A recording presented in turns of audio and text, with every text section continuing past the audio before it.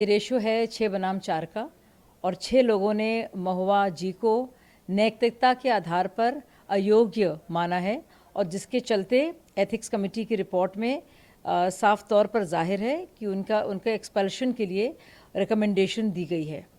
अब ये कहा जा रहा है कि बहुत जल्दी ये बात हुई। अब जब बात करने का वक्त था तब तो महुआ मोइत्रा खुद गुस्से में तेवर दिखाकर निकल गई और आज की मीटिंग का स्कोप यानी कि पर्पस या मकसद उसका इसी रिपोर्ट को पेश करना था।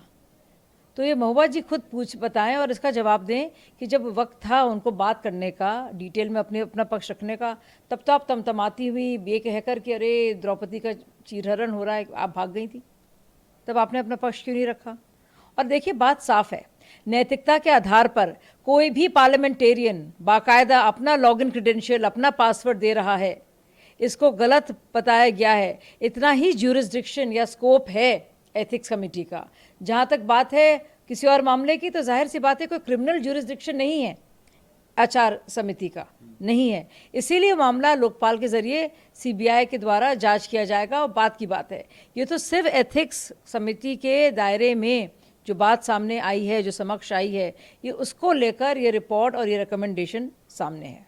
विनोद सोनकर उस समय दानिश अली इंटरप्ट कर रहे थे, वो चाह रहे थे कि कमेटी अपना काम ठीक से ना करे।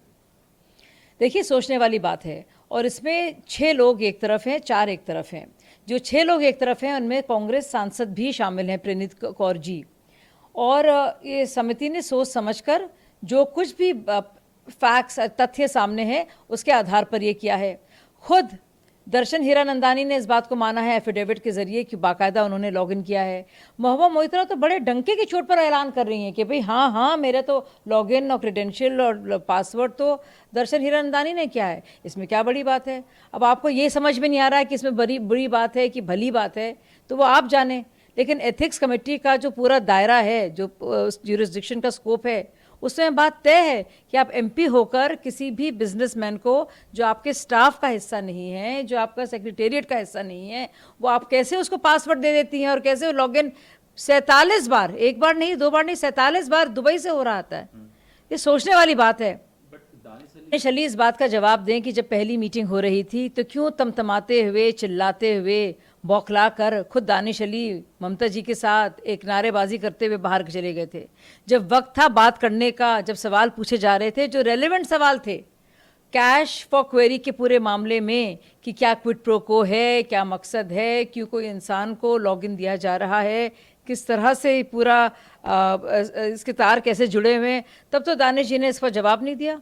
तब तो उन्होंने ठीक से बात को सुना भी नहीं।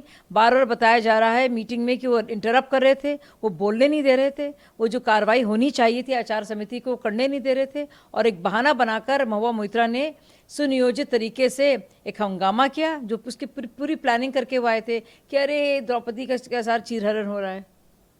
हालांकि इससे वो महिला हैं कि महिला नहीं है, इससे किसी का कोई ताल्लुक नहीं है, इस पर कोई मैटर नहीं करता ये बात, क्योंकि आप महिला हैं या पुरुष हैं, कानून आपके लिए बराबर है। नैतिकता के तकाजे पर आप कितने खरे उतर रहे हैं ये तो कानून तय करेगा और इसका कुछ लेना देना आपके लिंग से है ही नहीं।